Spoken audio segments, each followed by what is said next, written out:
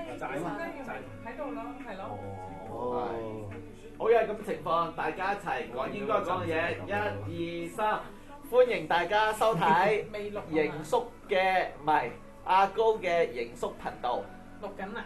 係，而家啱啱俾你錄啦。咁嘅情況嚟講，大家可以即係睇下正面。咁啊情況嚟講，老豆沖完涼出咗嚟，係一個即係好值得即係攝影嘅一個時候。好，多謝晒老豆嘅協力。冇錯，係洗得好乾淨。係，好咁老豆麻煩向住個鏡頭啲咩同阿高講下。阿哥喺香港喎，係嘛？阿高又好似我頭先好似見到佢又攞咗獎啦，係嘛？琴日㗎可能。哦，琴日都係咁啊，畢竟都係攞咗獎啦。係。咁即係為我哋都增光啊嘛。係，太犀利啦！果然即係話喜事年年來。俾阿爺阿嫲聽，即係今日咧係大雄結婚嘅聽日結婚，今日嘅上頭嘅咁樣咯，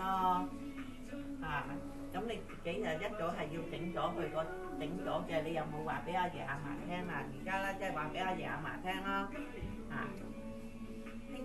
即係而家即係你結婚咯，幫你上頭咯。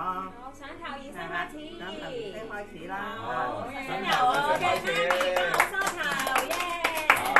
咁咧，即係我哋係咁以上先決啦，因為咧就喺即係全家酒店啦，一梳到尾啦，二梳咧白髮齊眉，三梳咧魚鮮滿地。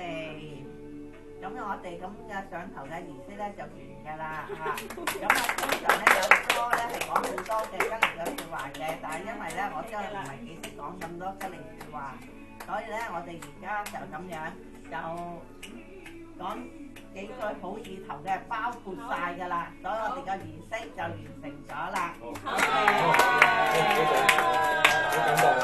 好嘅，多謝大家收睇。大家收睇阿高嘅盈叔頻道，拜拜，拜拜，阿高早啲瞓啦。咁我哋。